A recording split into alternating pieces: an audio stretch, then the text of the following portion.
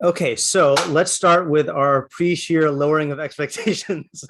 Okay, two categories of lowering of expectations this time. The first one is circumstantial, which is that I got really bad sleep last night, up at 3 a.m., which is not going to diminish the energy, but might diminish the quality of thinking. So if I say something that doesn't make sense, usually you'll point it out anyway, but like be extra vigilant, like don't attribute more rationality to me than is warranted. Okay. The second thing I want to do to lower expectations is already I acknowledge that this was, this is the third time we're in, we're the third clause of this Mishnah that we're doing, which is a difficult Mishnah to figure out how to present. The difficulty here is that the topic we're doing tonight has already been dealt with earlier in Pirkei Avos. So it was a bit of a difficult decision about like, do we go and learn that Mishnah? Do we learn just this one? Do we like mix and match? And I went for the mix and match option. Okay, so I think we should view this as more of a like exploration of the topic instead of a focus on the specific text, which is what we usually do. Okay, so let's just do that. And also for simplicity's sake, I kind of want to focus on the Rambam tonight. Even though there are other Mefarshim who said good stuff, it was too hard for me to put it all together and to know how to do it in a way that like feels the same as our usual like Avos stuff. So we're going to focus on the Rambam. Okay, having said that, all the excuses out of the way, let's get going. Okay, so quick review, even though I don't think we're going to need to review for the sake of understanding the ideas.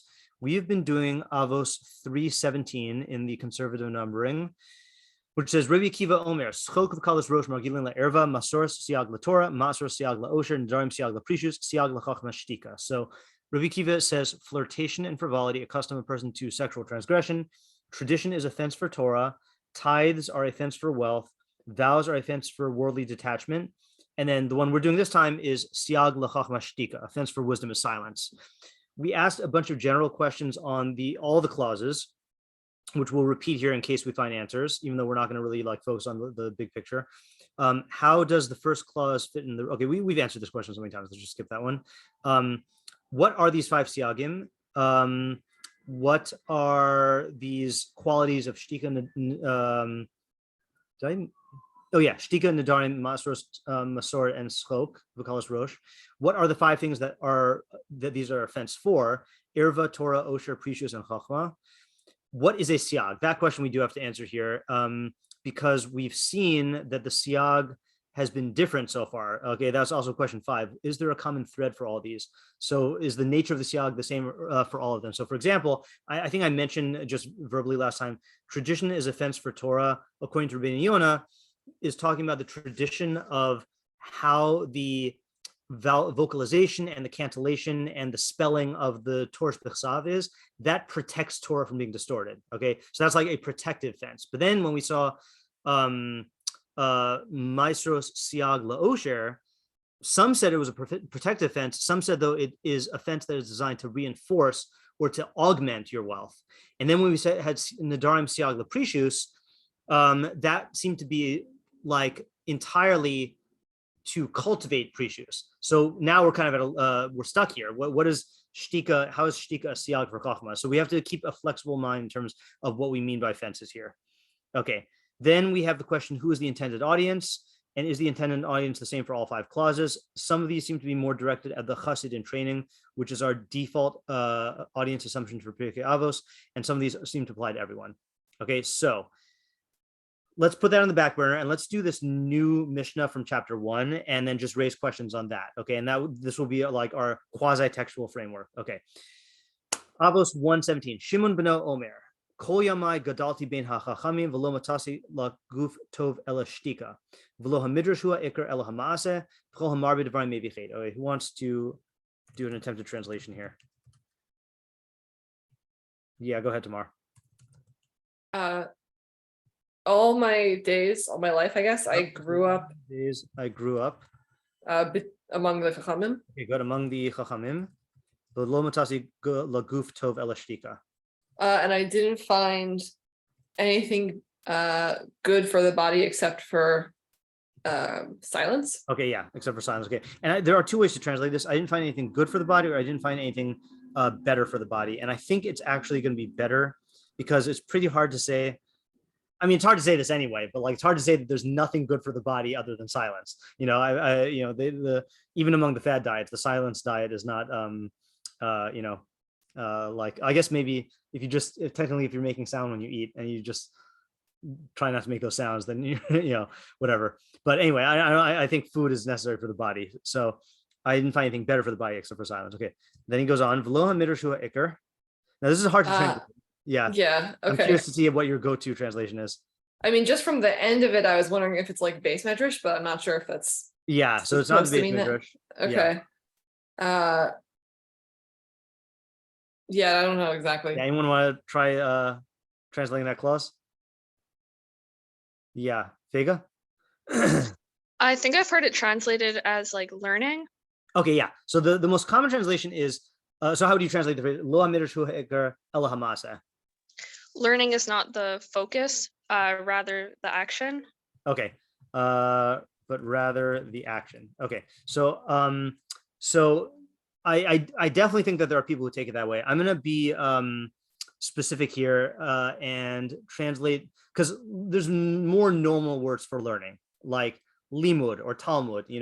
So midrash. What is midrash like specifically? Like, what does it mean to be dorish something in a learning context? Yes, Tamar? Or darsh? I'm forgetting I feel like the translation is like exegetic or something. It's like the extra stuff. Yeah. Okay. Good. Right. Yeah. So I don't know if there's a good word for this, but so I'm gonna cross this out just so we see it there that it does have to learn. Expounding isn't the focus, but rather isn't. I'm gonna say the main thing, but rather the action. Okay. The expounding isn't the main thing, but rather the action. Okay. And then v'chol hamarbid dvarim mevichit. Back to Tamar. And anyone who increases in words brings chait. Yep. Anyone who increases words brings chait. Okay. So let's again, let's treat this as though we're analyzing this also, even though I'm not exactly sure what we're going to focus on. So what are the questions on this Mishnah here? And again, we're not even, we'll just list the questions. Okay, it's possible that like maybe like next time we have shiur, we'll come back to this and do it more in depth. I don't know. Yeah, Tamar. What about silence is good for the body? Okay, what about silence is good for the body? Silence does a body good. I don't know if anyone remembers that commercial from the old days. Yeah, Alex. Is it like actually literally that increasing your words will bring hate? Because there's plenty of people who like need to talk through their ideas to like make them good. Right. Okay. So let's ask the main question first, which is what does it mean by anyone who increases words brings hate? And then your question is it really anyone? Okay, or is this really a guarantee? What if you need to talk out an idea? Okay, or does it matter? Does it matter what you're talking about? Like, for example, like Moshe Rabbeinu says words. There's lots of words in the Torah, is he going to bring about hate? Yeah, Vanessa? Why are we focusing on silence is good for the body and not like the soul? Like we're talking about it in like a middah application. Why are we talking about the body and not right? Okay, good. I'm gonna just for the sake of like condensing the questions, I'm gonna put this here. And why the body? Why not the soul? Right? Or midos? Yeah, Vega. Why is it that like growing up amongst the chachamim is what introduces the idea? Yeah, okay, good. So so let's say here what is added by saying all my days I grew up among the chachamim? Okay, just say the idea. In fact, I would argue that he's increasing words by saying that, yeah, Dvorah. I have like a few questions on the middle bit. Like, is it okay? The whole thing seems to be about like talking. Is midrash like going on and on? Like, is it speaking your midrash, or is it like thinking it? Okay, so what is midrash in this context? It would seem to be it would seem that this Mishnah is focused on speech. So is this only like verbally expounding, or does this also apply in thought? Yeah. And then just like a follow-up, Sure. well, not a follow-up, just another bit on that bit is Yeah. like, I would never think that midrash is the like contrast to Masa. Yeah, Like, right. why are they compared like Okay, that? sure. How in what sense is this being compared to Maaseh or contrasted with Maaseh? Contrasted with Maaseh. Yeah. Okay. Was that the last bit? Oh yeah, that was on my bits. Okay, all right. Ayala? Okay, so why is it in this order? Because I would think that like the first clause and the last clause, which are both talking about talking, would be next to each other. This bothers me as well. I have not found a satisfactory answer to that question. Okay, so in fact, we're going to see when we do the Rambam that he changes the order. Okay, like in his in the Mishneh Torah. Okay, so what is the sense of the order? Okay, it seems like the first and third clauses belong more together. Yeah, Fega? I'm just a little confused about why he says that. First, he says that silence is good for the body, and then he's saying that words bring chait. So I feel like he's not just saying that words are bad for the body. Like, there's just, I'm not sure how to phrase my question, but there's something that I'm not understanding here. Yeah, okay, right. So I think this is, again, maybe this is not intellectually honest, but I would say that the more problematic thing is the emphasis on the body. So it's less like if he just says maybe I don't think any of us would like think twice. You know, it's just the clash of the focusing on the body, and then chait seems like something about the soul or about avodas Hashem. You know, so I think I think the question that you're bothered by, unless I'm missing it, I think the question you're bothered by is like implied in that body question. Yeah, Alex. Or Fega, sorry, did you want to modify? Yeah, it's also just that like here, he's saying that it's good for it's good, but then he's saying that speech is actually harmful. Like he's saying silence is good. I don't know, there's just, like he's not saying that speech is unhealthy, he's saying that it brings chait. I don't know if that. Okay, so I'll make this into a separate question, I guess, which is, do we ask about, okay, let's say here, furthermore, the focus on chait doesn't quote unquote jive with the earlier focus on body. Okay, Alex. My question is if he means all kinds of silence are good for your body, because there are definitely kinds of silence that like are kind of bad for you, like awkward silence and stuff like that.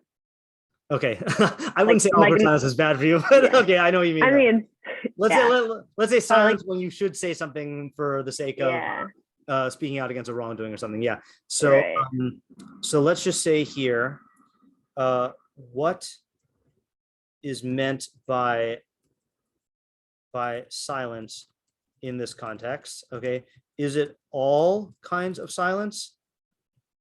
Aren't some, or sorry, I should say, I meant if you don't, wait, I was saying an example of silence that is, yeah, that's bad, right? So I meant to, I can't think right now. Aren't some silence, some types bad, right? Yeah, that was the question. Okay, I somehow reversed something in my mind. Yeah. Okay, yeah. Alex, you have something else, or is that from, oh no, okay, Lauren? I don't think you're gonna go here tonight in this direction, but I guess just a question about the middle part with like Loha Midrash, like Loha Masa. Yeah. If I'm like, my first interpretation of that is that like it's more important to do, let's say, mitzvot rather than simply like deep learning. But I also thought that sometimes mitzvot, I mean, obviously it's important to do the mitzvot, but then you want to know the ideas behind the mitzvot, and ultimately you want to come to like the ideas Hashem. So it's kind of like this not understanding you know what he's talking about. Okay, Yeah, so let me convert that into a question, a generic question, and then append your question to that, which is, okay, so what does ikr mean here? Okay. Furthermore, don't Chazal say things which imply the opposite? Okay, so for example, can anyone think, I guess, like, I mean, Lauren's saying like a true statement that like we do talk about how knowledge of God is the important thing. Can anyone think of like other contrasting statements of Chazal that that would seem to imply that the learning is more important than the action? Yeah, Fega? They say that learning is more important because it leads to action. Okay, right. So there's actually a debate in the Gemara, right? And in the Gemara it says, right, so for example, Talmud Gadol, and now this is a funny answer intrinsically, Shemevi Lide Maisa, right? So I mean that's a funny answer, because if learning is greater because it brings you to Masa, then isn't Maisa greater? Okay, but yeah. What's another like well-known thing about the greatness of Talmud Torah? Vanessa, are you raising your hand for that or for a question? No, for a question. Oh, that's what I thought. Yeah. Yeah, Dvorah?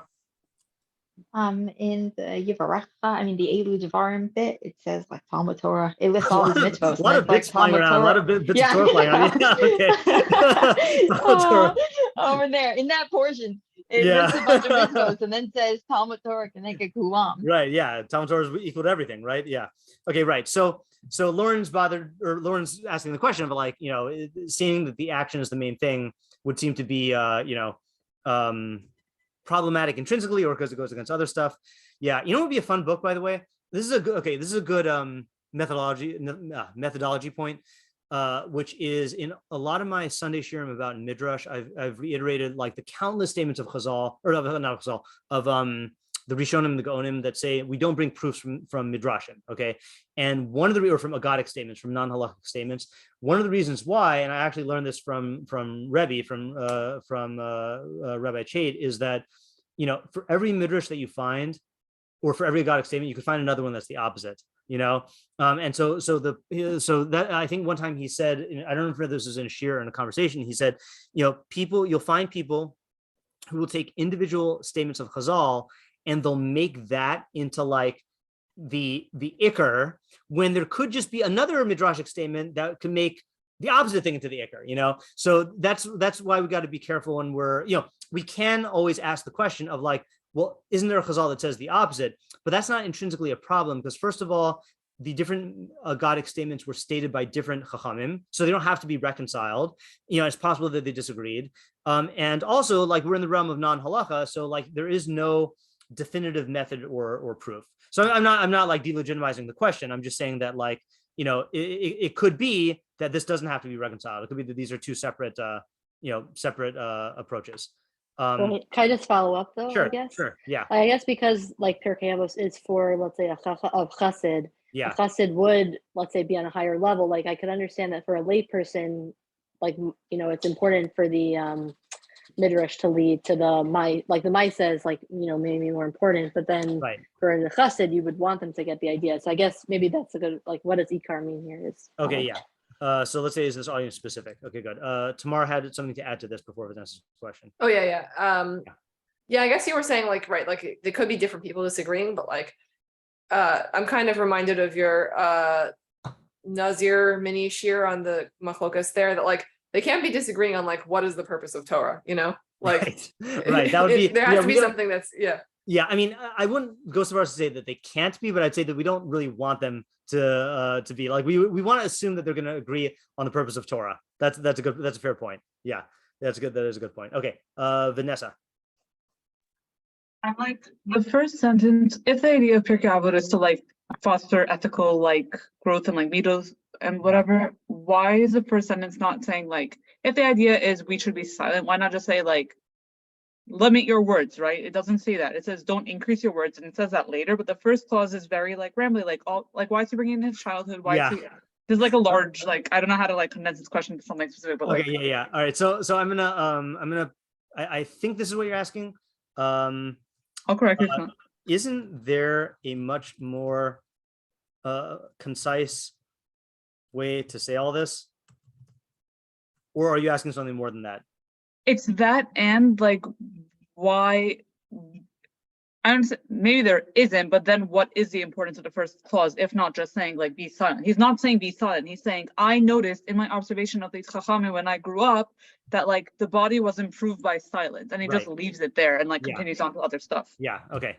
That's a good question. Okay, Dvorah. Yeah, I'm curious who is going to state sin or like do hate with the marbed of arm. Are we worried that like you're going to sin more, or like you'll cause other people? Yeah, so I'm going to tack that onto our list of sub questions on this, which is who is going to do this sin?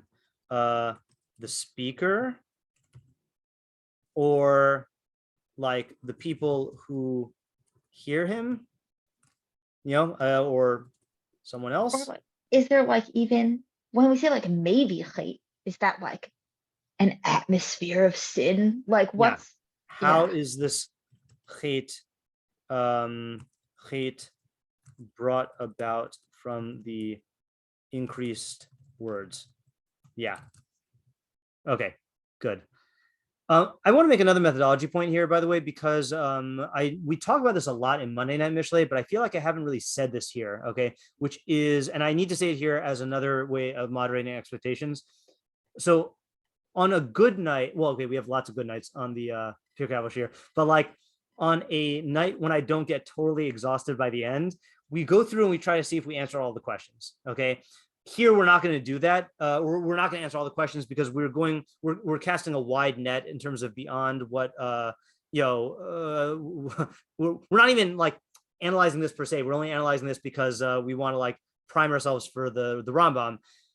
But I want to say that there still is virtue in asking all the questions because it opens the mind into thinking about the topic. So even if we don't actually go back and address the questions, don't feel like don't feel like, oh, well, then why do we ask them?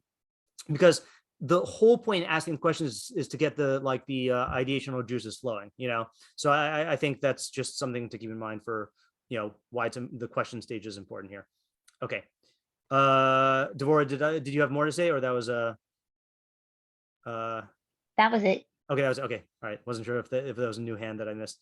Okay. Oh. Yeah, that's okay. Okay. So here's what we're going to do, okay? Because I want to approach this topic as a whole, I would like to read through a lot of Rambam, raising more questions, okay? And then see if we can get some main ideas, okay? So we got to, as much as we like always try to focus on the big picture, we got to really focus on the big picture because we're about to read a lot, okay? So let me explain what we're going to read, okay? We're going to read two sources. The first source is the Rambam in Hilchos Deos, the laws of character traits, in chapter 2, where he goes through the laws / guidelines about silence. Okay. And the reason why we're doing that is because the Rambam's most important work was the Mishneh Torah. That's where he distilled all of his teachings into like the most important teachings for guiding your life. Okay. I'm going to start with that. Then we're going to read his commentary on the Mishnah that we just did, where he has a long discourse on speech and silence. That discourse is going to include way more than the Mishneh Torah, and it should be kind of viewed as like the background, and like the Mishneh Torah, like, and a lot of stuff gets left on the cutting room floor. Okay, and like the Mishneh Torah was what was left over. So you get like some behind the scenes look, but we're going to focus on the Mishneh Torah. Okay, and as we go, we're going to highlight, we're going to see where the statements that we've seen in Pirkei Avos show up. Okay, because they do show up. Okay, and you can we'll stop and like comment as we go. Okay, I don't think I'm going to write down all the questions on the Mishneh Torah because then we'll be here all night. Okay, so Mishneh Torah chapter 2 Hilchos Deos, and the context is as follows. Chapter Hilchos Deos is about character traits. Chapter 1 is about the theory of the middle path, which is that the extremes within any trait are bad, with 2 exceptions, and that you should try the middle path. So you should aim for the middle path. So for example, a spendthrift is someone who can't save money, and a stingy person can't spend money. But a frugal person is someone who can bring themselves to spend money when it's rational to do so, and bring themselves to save money when it's rational to do so. The mitzvah of the halach b'drachav of walking in God's ways is to follow the middle path. Okay, that's chapter 1. Chapter 2 begins with a discussion of sicknesses of the soul, which is where not only do you have a bad trait, but you relate to the bad trait as though it's good.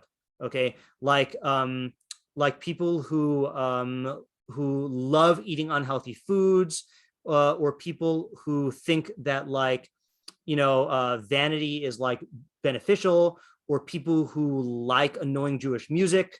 These are sicknesses where they think that the good is really bad and vice versa. Okay. Yeah, sorry. Oh no, I thought that was crying. Okay, that's tears. All right. No, I agree with you wholeheartedly. Yeah. Okay, good. Yeah, I was just thinking about that today and every day that I hear it. All right. So then he starts talking about the 2 exceptions, which is traits you should utterly distance yourself from, which is haughtiness, egotism, ego, whatever, and anger. Then he talks about just other good traits that you should cultivate. And that's where this discussion comes into silence. Okay, so here's what he says. I translate this in English. Okay, I forgot. Okay, a person, I'm going to read it in Hebrew anyway. Okay, you can look at the English. L'olam yarbe adam b'shtika. A person should always increase in silence. Okay, which is weird because you would expect him to say you should decrease in speech, but he treats silence as a positive thing. Okay, increase in silence. V'lo yadaber ella o b'davar chachma o b'dvarim shetzarich len l'chayei gufo. You should only speak about 2 things. Okay, matters of wisdom, or things that you need for your bodily life. Now, bodily life, just to be clear here, in the Rambam's world, body does not just mean the physical body; it also includes your psychological life. Okay. And that includes with your psychological needs, your relationships, et cetera, et cetera. So it's not just like physical body needs. Okay. It's the material aspect of you, which includes your emotions. Amru al Rav, Talmid Rabbeinu HaKadosh. They said about Rav, the student of Rabbeinu HaKadosh, of Rabbi Yehuda Nasi, Shlo sach sicha batela kol yamav, that he never engaged in idle chatter for his whole life. V'zohi sichas rov kol adam. This is the conversation of the majority of people. Even when you're talking about the needs of the body, lo yarbe adam dvarim, you should not increase in speech. Regarding this, the Chachamim commanded and said, Chol hamar b'dvarim mevi chet. Anyone who increases in speech brings sin. V'amru, and they said, lo matzasi leguf tov elashtika. So you see what I mean? He basically does what you guys said for in the questions. We said, what is the sense of the order? It seems like the first and third clauses belong closer together. So he just kind of omits the second clause. And then Vanessa or someone said that really kol marbe dvarim mevichet or mevfega. Well, I forgot who said this. That seems to be more primary. And then he throws in the and then he says the goof thing, and the Rambam seems to agree with that. Okay, so that's paragraph 1. Okay, any other observations on this or questions on this? Again, I'm not going to write these questions down. You explained this already, just quickly. I didn't fully understand. What do you mean by physical well-being? So physical well-being is not just your physical body, it also includes your emotions. So it includes psychological well-being. And the reason why the Rambam includes that is because you only have 2 parts. You have the physical part of you and the non-physical part, and the emotions are physical. Okay. Yeah, which we understand more now than the Rambam did, because we know that the emotions are all just rooted in the brain. But right. But even the Rambam had that. Yeah, Tamar? I don't think this is the direction of analysis that we want, but I kind of think it's interesting. It kind of looks to me like the Rambam setting it up that you would think that you should talk more for the needs of the body, but actually silence is better for your body. Right. It's like a contrast there, which is just interesting. That is a good contrast. Correct. Yeah, it is interesting how the theme of the body appears 3 times in this. That you should speak about things of the body, minimize the body, and then silence is good for the body. So I do think that he is trying to contextualize our Mishnah statement within those 2 first statements. Yael? It almost sounds a little bit like a self-fulfilling prophecy or like a sword note type of thing. Like the more you concentrate on whatever ailments or things you need or whatever things like that, the more it's actually bad for you. That's interesting. I don't know if okay, that's what are you theorizing? You're theorizing why it is bad to talk too much about stuff in the body? Or are you basically? Yeah. So that's a good. So that's a good observation. Let me just state the question here. Right, is that you could say if you're allowed to talk about stuff in the body, about the body, who cares how much you talk about? Like if it's mutter, it's mutter. And he's saying, no. There is there's a qualitative restriction on speech, and there's a quantitative one. The qualitative one is of the topics, you have two options, chachma and needs. And then you have a quantitative restriction, which is within bodily needs, there's some harm of going overboard. Okay. And Yael is suggesting perhaps that becoming too preoccupied in your bodily needs is going to make certain things worse. Okay. Unclear exactly, but I think that's a good direction. And we're going to see in a second, he also limits chachma, which is surprising because you would think that the more chachma, the better. Okay, let's move on, and we could always come back. He goes on. Likewise, likewise in words of Torah and words of chachma, which, by the way, I think here he only mentions words of chachma, and it might be unclear what that means. So he breaks down into two categories. Torah is Torah, and chachma is all other areas of knowledge outside of Torah. So the words of the wise person should be few, but their concepts plenty. Okay, this is the term. The term that I coined for this is called chachma density, which is how much chachma you pack. It's the words to chachma ratio. That you want a high number, right? That makes sense, right? Yeah. I'm not trusting my mind tonight in terms of the saying the things that I mean. Okay. This is what the Chachamim commanded, saying a person should always teach his student in a concise manner. Yeah. Oh, by the way, totally not relevant to this topic, but just a good Rambam methodology point. And I'm just thinking about this because I just listened to the Orthodox Conundrum podcast where it was talking about women's education, and they mentioned this Gemara, and it reminded me of a common misconception here. This is opening a can of worms, but this is just like just throwing the worms all over the place. We're not going to do a shiur on this, at least not this year. So the statement about teaching women Torah Sheba'al Peh, that it says, where is it here?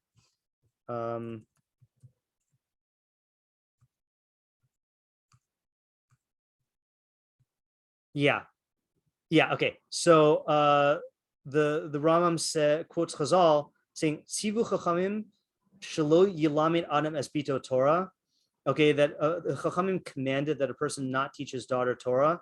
So there's a good methodological principle to know in the Rambam, which is when the Rambam says "Tzivu Chachamim." Let's see if I highlighted this. Ooh. Yeah, when the Rambam says "Tzivu Chachamim," okay, this is the odd pshuta. This is Rav Nachum Rabinovich. Oh, I got to do my book commercial. Okay, so this is a new book that a listener got me, Pathways to Their Hearts, Torah Perspectives on the Individual by Rabbi Nachum Rabinovich, who is, I've fallen in love with his commentary on the Rambam, the Ad Pshuta, but he was apparently one of the great poskim also, which I did not know. So he says, Sivu Chachamim, this expression, Habidu eze mishtamish bo Rabbeinu rabos b'mashmas shel etza tova v'han chaya musaris. So the Rambam uses this phrase many times for good advice and guidance in musar, in ethics. Sheb'derech klal royal hishamea, that you should follow this. Aval ein ba tokif mechayev, but it does not carry the force of obligation. Okay, and he gives a bunch of examples. Oh, he gives our example. He says, for example, Shitzivu chachamim avamru la'olam yishane adam l'tamidu derech ktara. So the Chachamim commanded and said a person should always teach a student in a concise manner.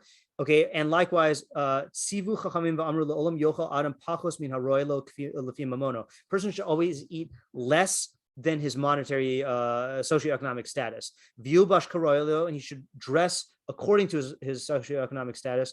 V'chabit ishto ubanav yeser min haroylo, and he should honor his wife and his children more than his monetary status. So you see that he's not using, even though he uses the word commandment, which might make you think that it's a halacha, the Rambam uses it as good advice, which in this case of the person teaching his daughter Torah, it changes it radically, right? If you say the Chachamim commanded a person to not teach his daughter Torah versus they advise a person to not teach his daughter Torah, so it changes the connotation and also opens up the advice can mitzvah does not it takes a lot to say that mitzvah would change from generation to generation, but advice can, So I just want you to know that, because you're women and people quote this halakha a lot, and you should be aware that tzivu in Rambam does not mean commandment, okay? And I wanted to introduce that here for our thing, which is that this is not a halacha, this is good advice, okay? So I just wanted to say that it's a very, very good thing in the Rambam to know. Okay. Anyway, if the words are many and the ideas are few, then this is foolishness or folly. And regarding this, it says in Koheles, for a dream comes out of an abundance of concern, and the voice of a fool in many words, in a multitude of words. Okay, any questions or comments or observations here? Yeah, Devorah. So as far as I understand about like speaking concisely, I thought that that's usually because like if you have the idea really clear, you should be able to say it in a short amount. Right. And like the folly is like, because if you don't really know what you're saying, you'll ramble. I don't really see how this connects to the last bit. Okay. Sorry. I keep laughing at the bit part. I don't know why. Okay. That's okay. So I think what Devorah is saying is like, isn't this just like good communication advice? Like, you don't need to say an idea in many words. You can say it in fewer. You're just a better communicator. But it seems like the Rambam is saying that this is like a moral perfection somehow. Like, we're in Hilchos Deos. We're not in like communication class, So the question is like, what middah, is this, does this pertain to? Like, it seems to be more than just like efficient communication. I know I used a bunch of words here. By the way, natural thing when we're learning this, we're all going to be hyper aware of how much we're talking and wasting words. We'll have to get over ourselves. Okay, let's just like learn the way we usually learn. Yeah, Alex? Well, to me, it kind of intuitively makes sense that it would go into middos, because oftentimes people can get very egotistical with their words, where they'll like speak with more jargon or speak with more like flowery language. They seem smarter than they are. Yeah, definitely. Okay, so word choice is an interesting thing. I do wonder if that is related to this, because in other words, like I know the Rambam only says concisely, but brevity can mean maybe in terms of like the most direct way to say something, as opposed to the more roundabout, and that could just be a matter of one word for the other. Yeah. Okay, and I think ego does have something to do with this. So yeah, that's good. Yeah, Vanessa? I don't know. I think what the vibe I'm getting from this is it's less about like verbosity and more just like saying things that are not necessary in terms of like saying the ikar. Like if you're teaching Torah, teach Torah. Don't like add in a bunch of like metaphors that don't actually help anything. Say what's necessary to help like get it across, but like don't chat. Like, like if you're at the office, like you can talk to your coworkers about work, but like not going super into like, oh my gosh, how are the kids? He's so cute. Like whatever. Okay. Like all right, so it sounds like more lashon hara. Okay. Okay. I don't know if you need to go that far, but I think that this does answer Devorah's question, which is that, or it's a possible answer, which is that minimizing words could mean like, instead of saying the idea, like Rav Soloveitchik said that when he was growing up, he used to get a potch. If you said a svara in 5 words that could be said in 4 words, or in 3 words that should be said in 4 words, then he would get a potch. Like that was like training him to like speak concisely. So that's like how Devorah was taking it. But then Vanessa is saying, no, maybe it means stripping out words that have nothing to do with the idea, like the spice or whatever, like the whatever, to make it whatever for whatever reason people add those things in. Okay, those are 2 possibilities. Yeah, Ayala. So what is the quote from Koheles at the end? Yeah. Saying? Okay, so it's very good. The thing from Koheles, if he just quoted this part, then I feel like that would make a lot of sense, right? That the voice of a fool in an abundance of words, but a dream comes out of an abundance of concern. First of all, what does that mean? I mean, practically speaking, it means that if you go to sleep and you have a lot on your mind, then you're going to have like sleep that is, has like a disturbing dream, or like a dream that, like expresses what you're doing. What does that have to do with this though? Right. Yeah, that's a good question. Yeah, Lauren? I guess I feel like when I'm thinking about speaking too much, I think how a lot of times if you just talk too much, you could often get yourself into trouble or reveal things that are maybe private that other people don't want to know or they shouldn't know that they're not privy to. It's kind of like, I guess I've been thinking about general speech, how just be so careful about your words because it could so easily like just, I guess aside from Lashon Hara or Rechilas, but also just in terms of like privacy and other things like that. So in isolation with this pasuk in Koheles, I would say that that's a great shot. Okay, but in the context that the Rambam's using it, of when you're talking about Torah and words of wisdom, it seems like that focus is much more specific and like it sounds like the person we're talking about here is only saying good things. It's just that within those good things of Torah and wisdom, they should be minimal. You know? Right. Yeah. Okay, let's go to the next one. Now we get to our finally to our Mishnah. Siag l'chachma shtika, offense for wisdom is silence. Okay, so that's where this shows up. Lefikach lo yimaher lahashiv. Therefore, a person should not be quick to respond. V'lo yarbe l'daber. He should not speak excessively. V'yalamed latamidim b'shuva v'nachas. He should teach his students tranquilly and calmly. Below tzaka, without shouting. I'm really bad at that. Below arichos lashon. You know why I'm bad at that?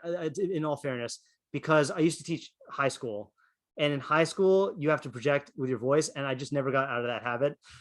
So it's maybe something I should work on. But yeah. Yeah, without shouting and without verbosity. Okay, I think this is what Vanessa, or sorry, what who was saying the thing about using the pompous. Oh yeah, like Alex. I forgot who said what, sorry, about the using sophisticated jargon. Okay, Husha Shlomo Omer Divrei Chachamim Benachas Nishmaim. This is what Shlomo meant when he said the words of the wise are heard with gentleness. Okay, questions or observations here? I think this is very interesting. Yeah, Vanessa? I think this ties it more into like a practical middah application that like it makes more sense. Like this is like pause, don't shout. Like it seems more like restraining yourself and like choosing to speak instead of just blabbing out and thinking whatever you're thinking, or like you're not just speaking out of impulse or out of, I guess, yeah. Sorry, I'm struggling. That's okay. No, that's definitely what he's saying. Yeah, that is definitely what he's saying, right? Is impulse control in speech. Yeah. Lauren? I guess it's like a little bit counterintuitive to me if you're teaching, because I feel like I, for myself, like connect better with teachers, like you were saying, projecting. I like that you project, and it makes it more easier to listen to. Like, I don't know, I just feel like if you're a teacher, you want to do it with excitement.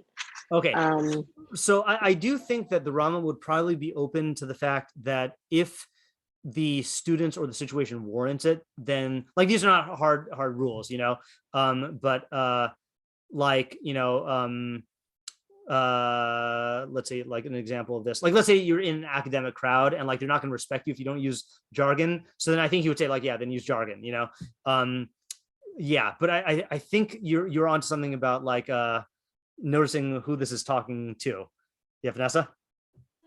I don't think this is saying like you have to be like quiet. I think it's just saying be tranquil. Like I don't think it's saying be soft spoken. I think it's just saying like mind your tone. Like don't just like yell at an excitement because you're a loud person or you just like want to like attract attention. If you need to speak loud for the purpose of like projecting across a classroom, I think that would be fine. I don't see anything here that goes against that. Right. Yeah, I think so also. Yeah, Devorah? Okay, so my thought process over here was like, wait, what does the silence and not quick to respond, not speaking excessively have to do with like the teaching your students tranquilly? That was my first thought. Like, what does your own like responding have to do with teaching your students? And then I was like, oh, is this like about giving yourself and like people like space to think? Like, is that what's going on here? Okay, so you're also noticing the same thing that Lauren was noticing, which is, let me just ask this question point blank. Okay, siag l'chachma shtika. Okay, who's chachma? What would the? Okay, we asked, you know, what does vows or offense for detachment mean? It means that if you use vows, you will cultivate the quality of precious. Or maasros are a fence for wealth. What does that mean? It means that if you give tzedakah, then you'll become wealthy. What would the Rambam say siag l'chachma shtika means? Shtika, a fence for wisdom in what sense? I think it's not intuitive. But when you see the halacha, then I think you could see where he's coming from. Yeah, Lauren? Maybe this is like a guess. Is he saying that like your chachma is more appreciative if you're silent? Okay, that's good. Mhm. I think that's on the right track. Mhm. Yeah. Anyone want to say it differently or say a different idea tomorrow? Maybe that it's like a fence for your students, chachma. Okay. All right. So now we're gonna have to decide. Okay, because I was thinking more like Lauren, but now I see like yours as a possibility also. Let's call in Vanessa, and I'll tell you the way I'm thinking, and we'll figure it out. Yeah, Vanessa. Could it mean that like if you're silent and like allow other ideas to blossom, wisdom will grow? Is that intuitive at all? Sorry, just say that one more time. I blanked out. Silence allows wisdom to foster because you're not just focused on yourself and speaking and. Okay, so yeah, I think That's we're my all brain. dancing around the same point. Let me tell you how I'm seeing it, and you tell me if you're saying something differently. Which is, like when we first read the Mishnah, I was thinking like, if I want to preserve my chachma, then I should use silence, or if I want to strengthen my chachma, I should use silence. But the Rambam is saying it is a fence for making sure that the wisdom of the teacher gets to the students. Okay, and the way I'm envisioning the visual that comes to my mind is, what do you call it in bowling when they put the they call them bumpers, like when they put the things in the I'm not getting my terms. Bumpers for the gutter. Yeah, for the gutter, Bumpers. right? Yeah. Are they called bumpers? Okay, yeah. So the Yeah. bump, the gutter, right? So it's like if you don't have silence, or to put it in the positive sense, if you are quick to respond, if you speak excessively, if you shout at your students, or if you speak verbosely, so then the wisdom that you're trying to convey will like go into the gutter, you know. But if you use shtika in these ways, it will ensure that the wisdom gets from you to the students. To me, that's not how that was a completely counterintuitive way to think about it. Yeah, Vanessa? Not intuitive for me either. Also, I don't know if this is the same idea or an extenuation. Maybe like if you're silent, you'll allow kids to think on their own and like allow that in itself fosters their own wisdom. Like yeah, a lot of times when I work, I have to just like let the kids make mistakes and right. So oh man, I just quoted this twice. I know I quoted it once in the women's shiur and then once in my Q&A. But Rabbi Foreman's wait time 1 and wait time 2, I'll say it again for people who weren't there, that my mentor in Israeli had 2 practices. One was that when he asked a question, he would wait a full like 3 to 5 seconds before calling on any student. And what that allowed for was, there are fast students and slow students, but among the fast students, there are fast students who have good answers and fast students who just like give bad answers. And then on the slow students, you have both categories also. So he wanted to give maximum opportunity for all the students to think and then to register their thoughts, because otherwise the fast students get rewarded by being called on, and it doesn't encourage participation from the slower students. Secondly, is when a student would give an answer, then he would wait several seconds before responding. And to me, that's like a masterclass in this in this application of siag l'chachma shtika. But yeah, you need to give students the space to think. You need to give them the space to make mistakes. Mistakes things I don't think is what he's saying here, but definitely to think. Yeah, Ayala? I also wonder if besides for just like a fence for like passing down wisdom, if it's like in general fencing off wisdom as a thing in the world, as a phenomenon like, in the world. So yeah, then it would be very close to then the Masoret is siag Torah, that tradition is fence for Torah, that you're keeping Torah around. That's very good also. Yeah. It's interesting how the other ones are, 2 of them are personal, right? Wealth and precious. And then the 2 of them, according to this reading, would be like as a phenomenon outside of yourself. Yeah, that's good.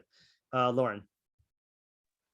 I guess I'm just thinking about like big gadol and how people do like pour over their words, like because they're so, let's say, like they are very careful with their words and they don't speak a lot, and people do learn wisdom from every single thing they say. True. Like the Rav Speaks books, with every conversation is written out, and and the Q&A is for Rebbe are recorded. You know what I mean? So I feel like if you're a very wise person and you don't just speak anything, then every single like thing that you say is appreciated as wisdom. Yeah, that is a remarkable quality of great chachamim. And the funny thing also is it's like, I'm saying this with all genuine respect, okay, but you take even the Mefarshim, the chachamim and the Masorah fall out in different places in this regard. Like the Rambam is widely recognized as being extremely like every single word matters, compare that to someone like the Abravanel who writes volumes, and like the Abravanel is a chacham and like he thinks also, but like there is something about, like, I don't know, it is interesting that there are different levels of implementing this, and it definitely is a different experience reading an Abravanel than a Rambam. With an Abravanel, it feels much more like listening to a shiur. With the Rambam, there is that like you said, like poring over the words and the scrutiny, and that elicits a different type of chachma development in the student than reading through like a book, from the Abravanel or something like that. Yeah, it's an interesting decision on the part, or interesting proclivity on the part of the chacham. Sorry, I used a jargon term. Yeah. Okay. So now we have the Rambam's treatment of this. Yeah, Ayala. Maybe that's like a similar idea of like either Mishlei in Proverbs or like Mishalim, I guess, that Chazal use. Right. Yeah, definitely. That style is designed to do this, and like Shlomo says in Mishlei, that it's lahavin imre bina, that like learning Mishlei trains you to extract ideas from these statements, and then lahavi mashal mitzvah divrei chachamim v'chidosam is like there's an art to like decoding the words of chachamim, and this promotes that, and that's good for the student. But it's also, you lose out though, because the more encoded you make the chachma, the more prone to misunderstanding you're going to get. So it's like it's a balancing act. Okay, so this is the Rambam in the Mishneh Torah.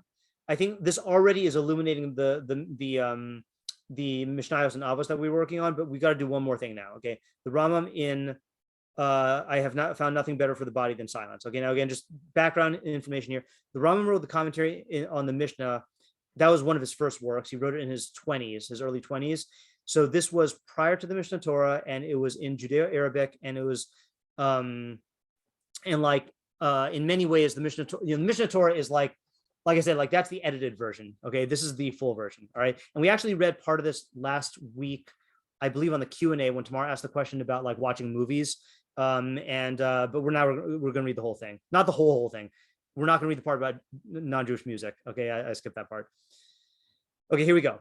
The wise man already said, in a multitude of words, offense is unavoidable. The reason is because a multitude of words are necessary and unsinful. I think that's bad grammar, as we should now explain. For when a person increases words, he will definitely sin, because there will certainly be in his words at least one word which is not proper to be said. So this, even though he doesn't quote it, or does he quote it later? No, he doesn't quote it, but this is really kol hamar b'devarim mevi chet. Okay, that the more you increase words, the more you bring on sin. Okay, so you're going to say at least one thing that you don't, that shouldn't be said. So by the way, you see from here, sin is not talking about like a halachic sin necessarily. It could even be something that's improper. One of the signs of the wise is minimization of speech. As they said, silence is offense for wisdom. Okay, so that's another thing.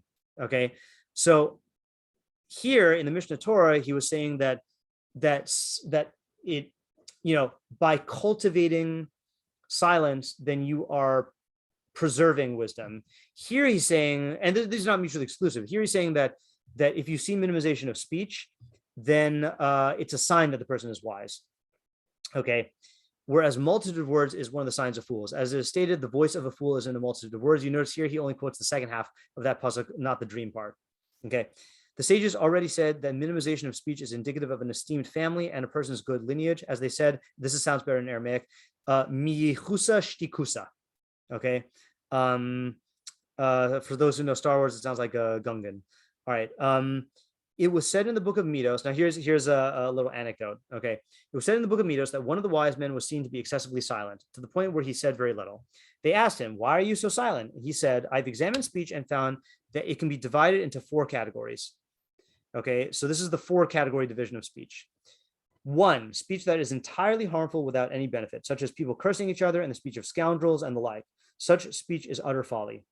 2, speech which is part harmful and part beneficial, such as praising a person to derive some benefit from him, but that praise provokes one of his enemies. So we call that, that would be an example of avak lashon hara, where you say something good about someone in front of their enemies.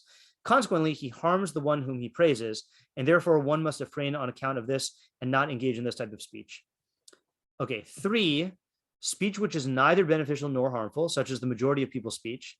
He gives the most adorable examples of like mundane speech. How the wall of the city was built, the description of the beauty of so-and-so's house, the abundance of fruits in such and such a country. Okay, I feel like that's way better than like celebrity gossip now, you know?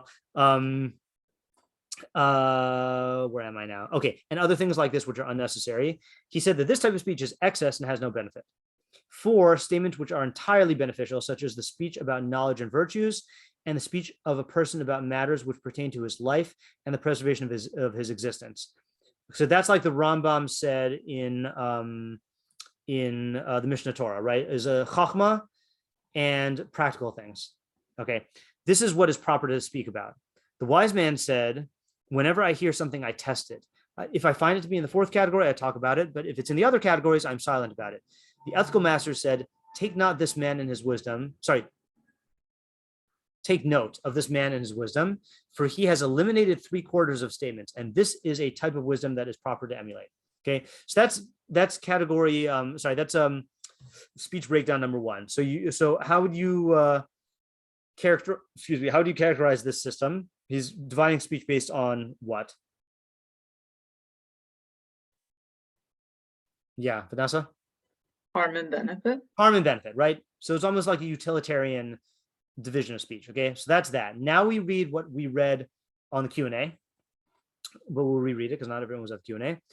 But I say, so now this is the Rambam's scheme, is speech should be divided according to the obligation of our Torah into 5 categories. Okay, 1 commanded, 2 prohibited, 3 objectionable, 4 desirable, and 5 permissible. First category is commanded, namely studying Torah, teaching it, and analyzing its explanation. This is a positive commandment with which we were commanded, as it is stated, and you shall speak of them. And it is a mitzvah like any other. So much has already been stated, urging us to learn Torah, that this treatise cannot contain even a part of it. 2, the second category is speech which is prohibited. Okay, I'm just going to highlight these so you can see it when we scroll. Speech which is prohibited, so asur, and which we are cautioned against, such as false testimony, lying, gossip, tale-bearing, and blasphemy. And there are many verses in the Torah which refer to this category. Included in this is lashon hara and nivel peh. Nivel peh is like speech that's like sexual, you know, or like talking about like base bodily functions. The third category is objectionable speech, okay, or repulsive speech, depending on how you translate it, which is, okay, now note here, there's 2 categories. Again, they're very different. Which is speech that has no benefit for the person himself, neither in relation to obedience nor to rebellion, such as the majority of conversations of the masses, what happened, what was, how such and such a king behaves in his palace, or like celebrity talk, and what the death of so-and-so, or the wealth, what caused the death of so-and-so and the wealth of so-and-so. The sages call this sicha betela, idle chatter. Those who are pious would strive exceedingly to distance themselves from these statements. Okay, it is said of Rav, the student of Rav Chia, okay, which in the Mishneh Torah says the student of Rabbeinu HaKadosh. Okay, and I think he actually was the student of Rabbi Chia. I don't think he was the student of Rabbeinu HaKadosh, that he never engaged in sicha betela in his life. Similarly, included in this category is when a person disparages a virtue or praises a vice, whether moral or intellectual. So let me just summarize that. Either like idle chatter, so neutral, okay, or when you praise a vice or disparage a virtue. Okay, both of those are in the category of objectionable. And you might ask, well, why are they both, what are they doing in the same category? Well, if you're defining everything in terms of halacha, so if it's not asur, but it's bad, then it's going to be in that category. Okay, so it's not that these are equal, but they're both in that category. 4th category is desirable speech or laudable speech, namely speech in praise of intellectual or moral virtues, or disparaging vices in these same 2 categories, and arousing the soul in these ways with sayings and songs, and distancing the soul from them through these same means. Similarly, praising the wise and telling of the greatness of their virtues in order to make their conduct beloved in people's eyes, so that they follow in their ways, and degrading the wicked and their vices in order to make their actions and their memory despicable in people's eyes, so that they avoid them and don't follow in their ways. This category, meaning to say learning the noble attributes and removing them from the base attributes, would be termed derech eretz. Okay. It's funny, by the way, people treat derech eretz as just like a synonym for ethics or musar. He seems to be learning derech eretz as like developing a sense for which attributes are to be emulated and which ones are to be avoided. It's a very nuanced difference. Derech eretz is not synonymous with having good middos. It's more of like a sensibility, an intuition or a sense of like ethical portrait, something I bears further analysis. Okay. Then the fifth category is permissible, which is speech that pertains to a person's business, livelihood, food, drink, clothing, and his other needs. This is permissible in that it is neither desirable nor objectionable. Rather, if a person desires, he may speak of this as much as he wants, and if he desires, he may be silent from it. Okay. One last thing. It is regarding this category that minimization of a person's speech is preferable. The books of Musar caution us against excess in this type of speech, but regarding prohibited and objectionable speech, there is no need to say or to command us, for it is appropriate to be utterly silent. So just going through the categories again. If it is in categories 1, commanded, or 4, desirable, so then there's no need, then you should not minimize speech, okay? Speak about this as much as you want, okay, until we see the next paragraph. If it's in prohibited and objectionable, never say, you don't need to say to minimize it, just don't talk about it at all. So only in the 5th category should you minimize it, okay? But then he says one more thing. But regarding commanded and desirable speech, if a person could speak about it all the days of his life, then this would be ideal. However, he needs 2 conditions for this. The first is that his actions should be consistent with his statements.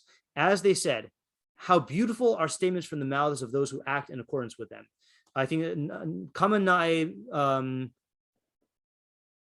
I forgot the actual, the Hebrew. Regarding this, it is stated, expounding is not the essence, but action is. Ding, ding, ding. That's the one that we were missing. Okay, lo hamidrash hu eker el hamaseh. Okay, so in other words, he's not talking like we said about ranking the value of learning versus action. How is the Rambam taking lo hamidrash hu eker el hamaseh? How would you say? When he goes, oh, sorry, one more thing. The sages said to a pious individual who taught good middos, expound, and for you it is befitting to us expound. And the prophet said, rejoice in Hashem, you who are righteous, to the upright praise is befitting. Yeah, Tamar? I was just trying to answer the question of what this is talking about. Yeah. It sounds like it's saying that if you're going to talk about good behavior, then it's only like you shouldn't do that unless you're actually doing the good behavior. Exactly. Right. So it's really teaching advice, okay, or speaking advice is that your actions in terms of the value of your words, it's not what you, it's actions speak louder than words. That's what we say in English, right? That in fact, that's a very, very good idiom for this exact idea, right? Is that it's not what you say, it's whether you're practicing what you preach, Okay, and then he concludes with something in the Mishneh Torah. The second condition is brevity, that a person should strive to maximize the ideas in the fewest words rather than the opposite. This is what the sages meant by their statement. A person should always teach a student concisely. Okay, so now we have the Rambam's full presentation of his views on speech. So now the question is, can we go back and understand the Mishnah in Avos? So I feel like our Mishnah in Avos, we do have a pretty good grasp on that one of Siag l'chachma shtika. The Rambam is learning it to mean that if you want, having wisdom as a teacher is not going to guarantee that it's going to get to the next generation. In order to get it to the next generation, or like Ayala said, in order to make sure that it is preserved in the world, then you need to apply shtika. And shtika means many things. It means not saying things, using too many words. So minimizing the number of words you say. It involves the volume of your speech, not shouting. It involves speaking gently, like the tone of your voice. It involves not using jargon or extra flowery speech, making sure that you're direct. It also involves teaching in a concise manner. Okay, so now it makes sense why this is in Pirkei Avos, because in Pirkei Avos you're talking to people who are sages and they're involved in teaching. Okay, so I think according to the Rambam, that takes care of Siag l'chachma shtika. Any questions on that? I think that's pretty good. Oh yeah, Ayala. So to what extent do you think this would apply to not Hasidim in training? I think this applies to anyone who is in a position of teaching in proportion to what their role is, So for a parent to a child, this would apply, but only on the level of like whatever the child's at, to a boss in a company who wants to convey like the chachma of the craft, like I think this would apply also, So I think this can be, because it's really communication advice, it's critical when it comes to the chachma of the Torah, but I think this is really communication advice. Okay, but now the trick is going to be this. Let's try to answer this one now. Okay, you know what? I'm going to actually go back on my word, and let's try to answer these questions. Okay, I'm going to paste them into the chat so you can see all of them at once.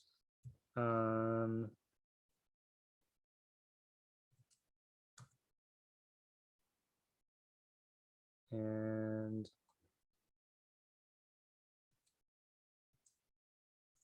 okay, so let's just see, first of all, which questions we have answered here according to the Rambam. So he answered the midrash question, right? Midrash here means expounding, and it's talking about if you were going to talk about virtues, then you should practice what you preach in order for that to be effective. And ikar seems to be in terms of rhetorical force, in terms of what's going to actually like affect the people who you're talking to. So that's pretty good. He also answered anyone who increases words brings chait. He said that that it's almost okay. Let's go back to that where the Rambam talked about that. That was towards the beginning. Yeah, hold on just one second here. So what is the Rambam's understanding of kol hamar b'devarim mevi chait? What would you say here? Yeah, Ayala? Sounds like he's saying like probability wise. Yeah, that's exactly what I was gonna say. Like the odds are you're increasing the odds by speaking more. Same thing like I guess in any the more you type, the more you're increasing the odds of making a typo. Same thing with speech. Okay. But I do think that there might be another thing in that as well. Where else might the error come from, if not just statistics? Yeah, Vanessa? I think if you're not being deliberate with your words and they're just excessive, you're Right. going to sin, because that's in itself like the fact that you're not focusing on what you're trying to convey and the import of it. Any Right. extra word is going to be in that like the fifth category that I'm forgetting the name of. Permissible, but like the not. Yeah, permissible, right? But the category that we're supposed to minimize it. If you're not minimizing Right. those words, then that is sinful according to Rambam. oh well, Not so like. oh, not I see what you're saying. sinful. Okay, yeah. So in other words, the person who is speaking excessively has a filter problem, and that's really the cause of saying the wrong thing. Okay, that's good. Yeah, Ayala.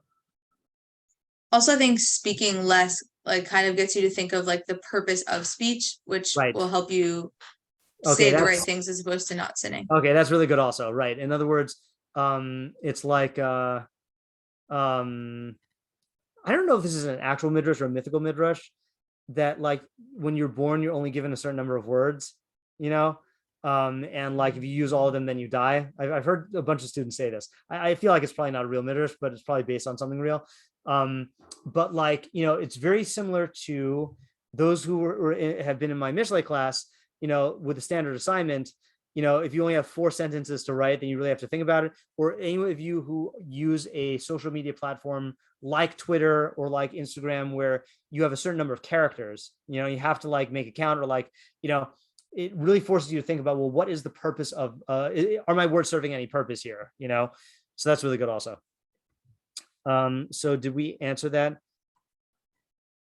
I think there's also something else. I think that maybe Yael was mentioning that, like, actually no, Yael was mentioning in regards to something else. I think that the people who talk a lot do like to hear themselves talk, and the ego, fueling the ego that way, could lead to mistakes as well. To hate in speech, and maybe not even just in speech, maybe in action also. Like there are people who, for example, talk a lot about stuff that they don't know a lot in, and then the talking about it makes them feel like they know it, and then that leads them to make decisions that they're not qualified to make. Vanessa? Never mind, sorry. Okay, no, it's fine. Devorah? Does chait ever mean mistake? Yeah, 100%. Yeah. In fact, that's the if you remember, I don't know if you remember this, but back in the Shorashim quiz days in Shalhevet, then I think we had those in your day. Maybe Yeah, not. I do remember this actually. Yeah, so chait means The to miss miss, the mark. Yeah, to error. miss the target. Yeah. Yeah, exactly. Yeah. Yeah. So I think mistake is a good name for a good translation for chait here. Brings chait, which is sin or mistake. Yeah. Ayala? So to the ego point, it reminds me of what we were saying in Mishnah shiur, I think this past week and the week before, about how speech kind of has the power to make things into reality to you. And so that can be very powerful, I guess. And if you use it wrongly, it could be really destructive. Okay, right. That's a good idea. I actually want to use that to explain another Rambam that we read, which is well, let me ask you. Okay, and I kind of tipped my hand by segueing from what Ayala said to this, which is what do you think is the problem with, where is it? When it comes to physical needs, a person shouldn't speak excessively. Yael gave a theory which I think is relevant to this, but what would be wrong with a person speaking excessively about their physical needs? Yeah, Vanessa? I think it can even just like take you away from a spiritual mindset and from avoda. I don't know. I'm like thinking of like I have chronic back pain. And I tend to like talk about it a lot, and I notice the more I focus on it, the more I get focused on my physical problems, and like right. I just forget the other things. And like when I minimize it, I'm like more cognizant of. Right. So that I think that's good. I think that is along the lines that Yael was saying is that I mean Yael threw in the name Sarno, right? Of like how your the way you psychologically relate to something can actually exacerbate or generate physical symptoms, you know. But with your needs, the more you make it into a topic of conversation, then the more real it becomes in your mind and the more important it is. I mean, the extreme example of this in Mishlei is there's two psukim in Mishlei that are identical that say the words of a complainer are like physical blows and they like punch you in the belly, you know, that when you complain, you're really highlighting the fact that you're basically like yelling at reality for not being in line with your desires. And that just makes things more painful because it keeps your attention on the thing that's not satisfying your desires. It strengthens the feeling that I ought to be able to control these things by not liking them, you know, which is going to make you not able to accept them, and that's going to make them more painful. It's going to complaining promotes a victim mentality, you know. It infects other people by making it a focus of their conversation. And then once they know about it, then like it's harder for you to ignore. So I think these things can lead to pain. But what about if it's not complaining? Like, what if it's just like, okay, let's give a dumb example. Let's say like your mom says, can you go to the store and like buy like these 5 items? Okay, that's case exhibit A. Exhibit B, your mom says, go to the store and buy these 5 items. And she talks for like 5 minutes about like exactly what you should buy and where it is. So, and she could have just said it in fewer words. So what's wrong with that? Ayala? It's also like directing your energy towards these other things and away from Torah ideas, other more important things. Okay, right. It's going to make these things into a main focus. Okay, that's definitely a harmful thing. Yeah, Vanessa?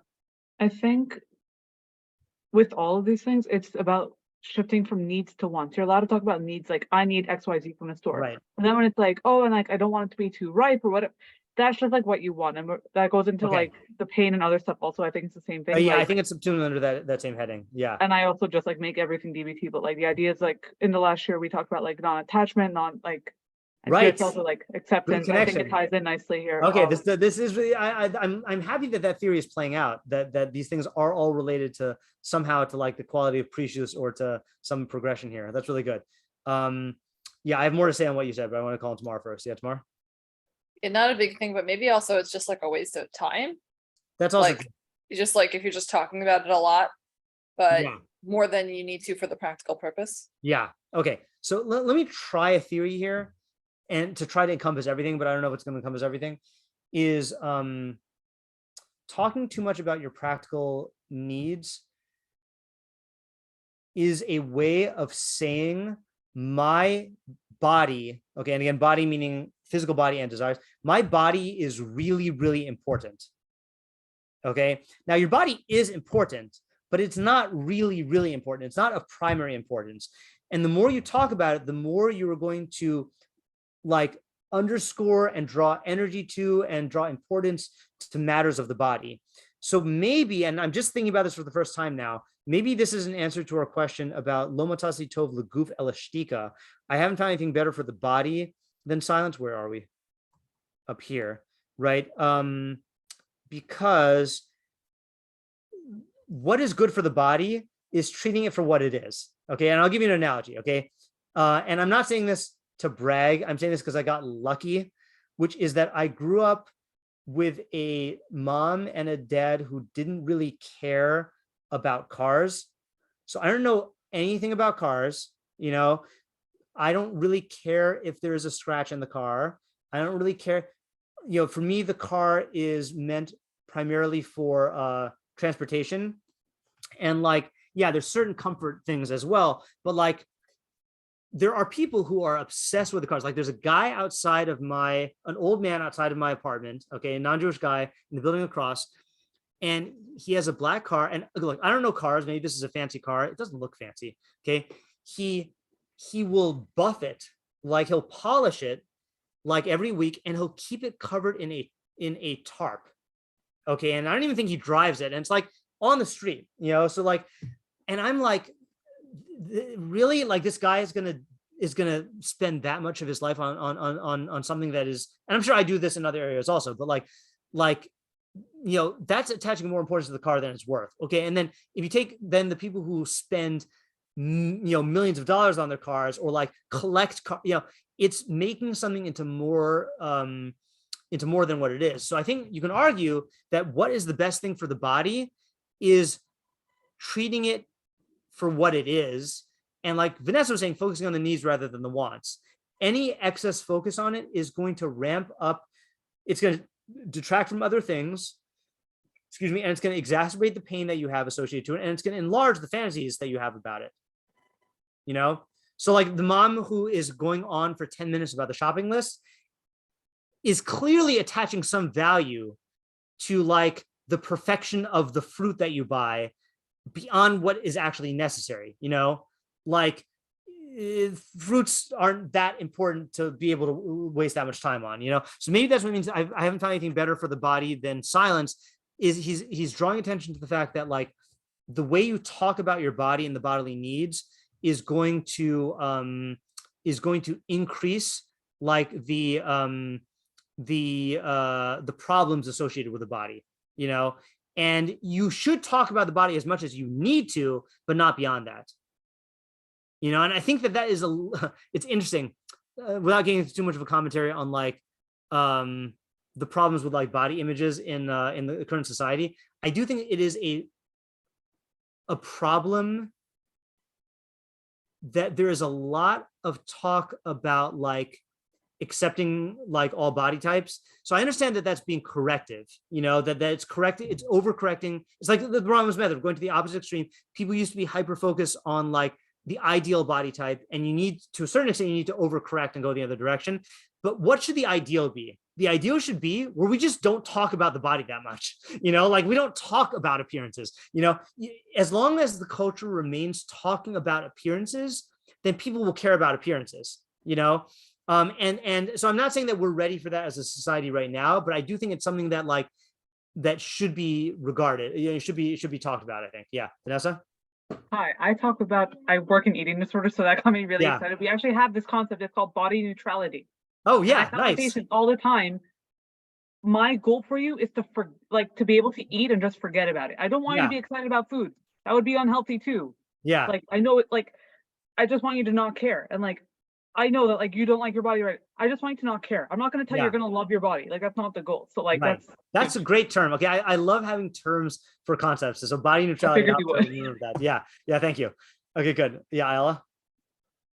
It's also just interesting, like it's making me think that like words and speech are kind of what build societies and communities. So like where your speech is specifically about only certain ideas, then like the other concepts just won't really exist. Right. So like, yeah, it actually is like power of like making things exist or not, kind of. Right. That's a good way to put it. Yeah. So that's like very reminiscent of the Rambam's explanation of why we call it Lashon HaKodesh, not the Rambam's, but the Rambam's, because he says that there are no primary terms designating bodily, like base bodily functions or anything or sexual anatomy, right? And so all the terms in biblical Hebrew are euphemisms. There's literally no way to talk to say body parts that are associated with sexual stuff, and there's no way to say sexual actions or like excretory or like actions except by euphemism. And why? Because on the one hand, you need to talk about it for practical reasons, but it shouldn't be a topic of conversation. So if the Torah if the Torah just doesn't have any words for it, it's going to make it hard to make it into a topic of conversation, to prevent it from being a thing, And I've heard this drasha on why we in Hebrew we have the word, davar means word and thing, because words are things. And there's a very close relationship between like what you view as a real thing and like what you have a word for. So I mean, I'm not denigrating by saying it's a drasha. I think it's true. Okay, so can we answer our remaining questions? Why does he have to say all my days I grew up among the Chachamim? What does that add to the idea?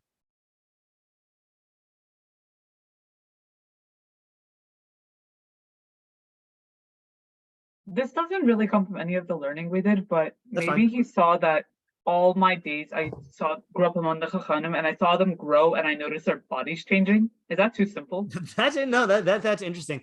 I was going to say something similar. I'll hold off until I hear everyone else. Yeah, Alex.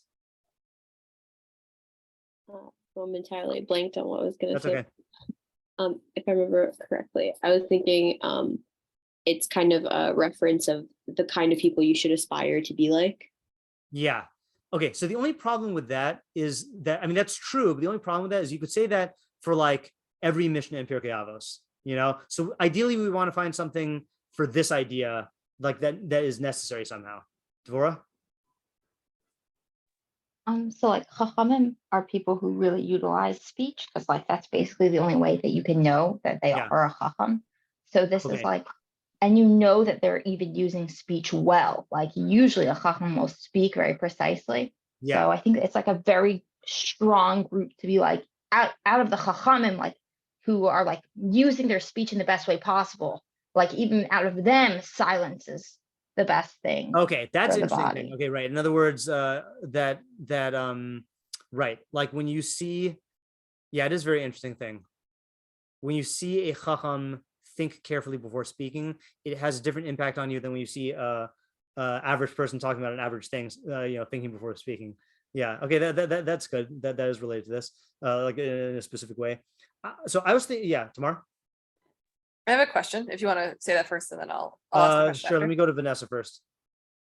Just an anecdote. Like my dad went to Ezra Academy and he like had Rabbi Weinberger as a teacher, and like the one thing that like really impressed my dad, like it's Rabbi Weinberger, like plenty of things impressed him, but like he was like, Vanessa, pay attention. It was the first time I was going to go see a shiur with him and my dad when he comes every year to Great Neck on Yom Kippur, the day before.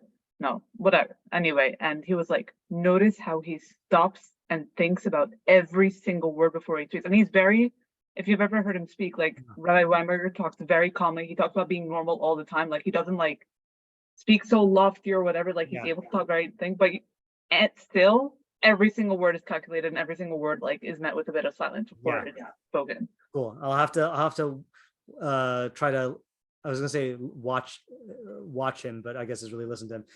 So what I was gonna say is similar to what Vanessa said earlier, which is that I think that this is something like one question we haven't dealt with is, practically speaking, how do you actually develop this quality? Okay. And like, the Rambam gave us his fourfold division and fivefold division, but like, who's really going around and like thinking like, okay, which of the categories does this belong to? I'm going to say, I do think that in terms of learning how to do this and then seeing the benefits of doing this, it needs to be like in a apprenticeship. You need to like hang out with people who do this, and you need to watch you will develop their habits of speaking, and you'll also see the effects. And so what Vanessa was saying about like you see for their bodies, given our explanation of that, I think it's like, if you see like, okay, I'm gonna say an example that is okay, I'm gonna say an example. All right, and this is, whatever. It's good. It's good. So my dad was over for Shabbos this last Shabbos, okay, and he's only been here for Shabbos like a handful of times, and I've been in this community for like 22 years now, and my dad used to not make fun of me, but he used to like poke fun of me. I didn't know what anyone did for a living, okay, and like he would say like, how can you not know what they do for a living? And I said, it just doesn't come up, and like, so we went to the Lichters, to Tamar's family for Friday night, and like we had all these conversations about like all these things in categories 1 and 4, and maybe some in 5, and like afterwards I was saying like, can you see how like just no one is talking about their work, like they're just more important things to talk about, of like ideas and like growth and development and all this other stuff. So like you need to kind of be so when you're in an environment like that, it's not just that you learn how to do it, that's true, but you see what it does to the quality of life. You see the quality of life that is produced, and it is the best physical life. You have like, you're much happier, your psyche is much happier, and you relate to your needs differently, than in a family where everyone's just talking about like material things or like drama, again, this is another thing, like I'm not saying this to denigrate a particular group, but like, when I taught high school and I'm spending all day at a girls' school, there's a lot of drama that is just like, and like it can affect the way that you think about people, just being in that environment. So I think that like there is an experiential, I guess what I'm saying is there's an experiential dimension of learning the art and the rewards of silence. And that might be the best way to learn it. Now that might be true for all middos, but with silence is an interesting thing, because like, watching what they don't do and watching what the effect of that is like, you have to see someone living this lifestyle in order to like really pick up on that. I don't know if this is a good answer, but I think it's on the right track. Okay, Tamara, you had a question, you said? Yeah. I think the answer is really interesting. I was just wondering if there's anything to learn from the fact that he said that there was nothing better than silence, as opposed to that like silence is good. Like, is he comparing it to something specific? Yeah. So the way I'm saying it is I'm saying that if I ask you like, what is the best thing for the body, you probably come up with like some sort of like hierarchy of needs, and I'm saying like you say like food and water is like and oxygen is like tops, and then there's certain better things, what he's saying, I think, is that speech affects all of your bodily needs. And that's why definitively there's nothing better for the body than speech, because the way you talk about your body and your bodily needs will affect everything about what you do in terms of your physical well-being. Interesting. Okay. Yeah. Okay. 2, we answered. What is meant by silence in this context that's the Rambam's 4-fold division or 5-fold division. Okay. And really it comes down to the fact that like, talking about chachma or your bodily needs, speech which is there for your bodily needs is important. Now, just to be clear, in case anyone's like thinking like, oh, so you're saying that like, when like a husband comes home and like talks to his wife, like he should say, honey, we're only going to talk about 2 things. We're going to talk about chachma, and we're going to talk about like what needs, the plumbing and like the grocery list, No, it doesn't mean that.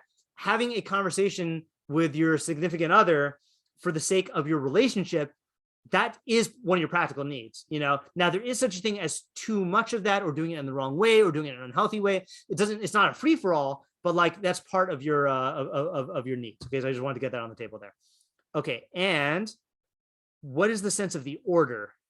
And is there a more concise way to say all this? Well, if we answer this question, then it will be oh, sorry, first of all, hold on. I think we answered this question. Why is why does the first one come first? Because this is really stating that I think the main idea emerging from this Mishnah tonight is the way that you talk about physical things shapes the way you relate to worldly values and to worldly pleasures and like to your bodily needs. So that has to be the main thing. But now, why is he saying expounding isn't the main thing, but rather action? Anyone who increases in words brings hate. What's the sense in that order? Yeah, Ayala? Maybe the reason that it's not good to talk about physical things so much because it'll lead you that to being like an important part of your life. Like more, I guess action is essentially like what your life is about or doing. So it's like you shouldn't talk about it because then you're gonna act. Like the real problem is like how you live, and your speech should be in line with how you live. Okay, I hear what you're saying. Right. So okay. So maybe I think I'll see a little bit clearer if we can get the last one, because the last one seems to be the lowest bar, right? Like the worst thing you can do here is sin through excessive speech, you know? Yeah, Tamar? Just gonna like take a stab at an idea that I'm not sure if it's gonna pan out, but I'm kind of seeing like a descending hierarchy. Like this is the best thing to do, which is shtika. Right. Then there's like iffy stuff where you're like praising virtues, but you're not living them quite right. And then the last one is like extra stuff that you really shouldn't be saying. I like that. That's good. That's the type of order I wanted. Okay, good. And now that we've answered that question, isn't there a more concise way to say all this? No, because we answer all the questions and we show how it's all necessary. Yay. Okay, fine. We did what I didn't think we were going to do. I didn't think we were going to ask all the questions and answer all of them, but I guess we did. Wah, wah. Okay, good for us. All right. Anything else? I mean, look, there's more in the Rambam definitely that we didn't do, but I feel like we kind of did justice to at least like getting some basic ideas for everything. Like we didn't answer the dream question, but there's more to be said. And I definitely went beyond my my stamina. I'm starting to shut down a little bit, so maybe there's a good time to wrap it up. But if there's any more questions or comments, then we'll take those. Yeah, Ayala? Did we end up saying a practical way to go about doing this? So we did not say a practical way, and I actually, I did something which maybe I usually try not to do this, which is I gave a shiur on this in 2021, and I was like, oh, I don't have enough time to prepare. Maybe I'll listen to that shiur. The way I approached it in 2021 was we were learning. This was in my Rambam Bakiya shiur, and we were doing an hour of Rambam every day, and we had learned through Hilchos Deos. And we learn it in the context of the Rambam's method of Hilchos Deos, which is to go to the extreme. And we got involved in like the Rambam has a different method of cultivating Deos than, let's say, Mishneh. Mishneh does it through consequences, and I think that's one method of doing this is you look at all the psukim in Mishneh about speech, like the ones we've been doing, and you the consequences become real to you. Another method is philosophy. Like there are who was I reading recently that talked about the philosophy? Sforno takes a philosophical approach to this and says like, man, one thing that makes human beings is the gift of speech because it's related to thought, and he takes that whole approach. Then there is the Rambam's method of going to one extreme and not the other. So I think there are different ways of doing it. I don't think this is really telling us how, but Shimon the Tana is telling us how, which is see it modeled. And I think that might be the most effective way to do it, but it's also the hardest to access if you don't have access to it. Yeah. Someone should make a TV show starring Chachamim's lives. Yeah, that would be great. Wouldn't that be? It would really be great. Yeah. I mean, that's a very interesting idea. And it would become a casual thing. Yeah, but isn't that the kind of casual thing we want? I don't know. I feel like there are some audiences that could turn it into a bad thing. That's true. I mean, look, there are the closest thing we have to that are podcasts with Chachamim talking to each other, and I think that is and I'm talking about the really conversation ones. I think that's good. But yeah, TV show would be even better. I was going to say that one more thing about this role model thing. Oh yeah. One just practical note here. There's definitely a tendency to read this and be like, okay, I'm going to start implementing this right now. I personally think that like for us, the best way to do it is look, today. Okay. I got to say, today is my Rebbe's yard site, Rabbi Moskowitz.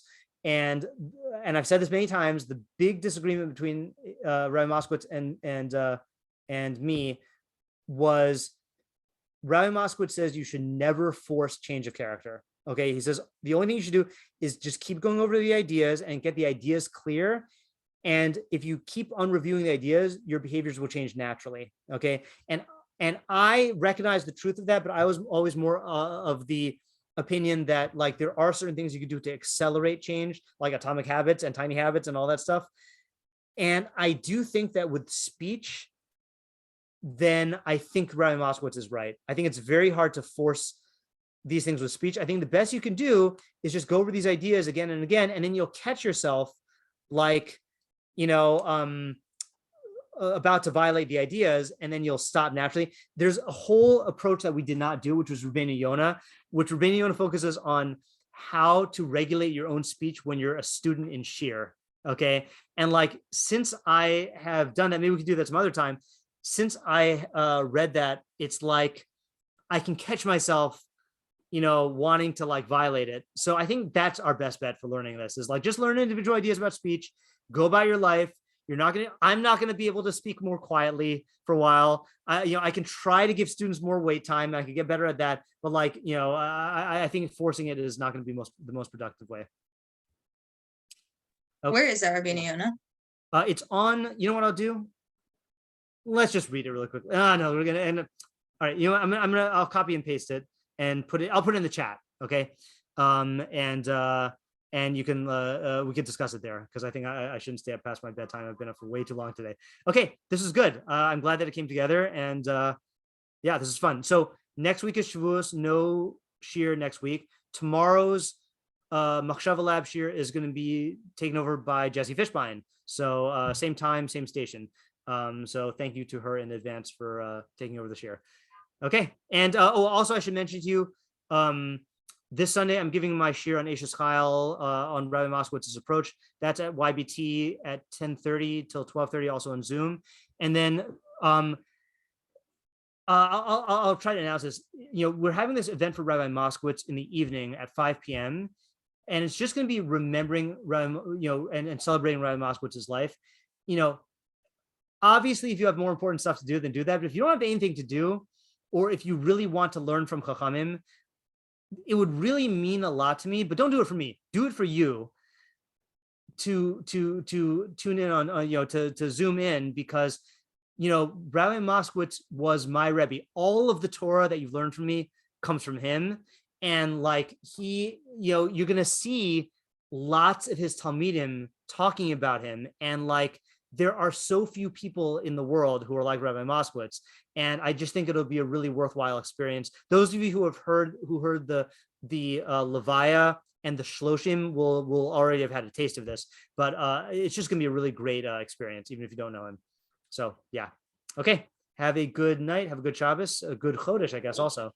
And a good Shavuos if I don't talk to you from then, because we don't have any of these shiurim, women's shiurim until then. So, yep. Okay. Take care. Thank you. Thank you very much. Thanks,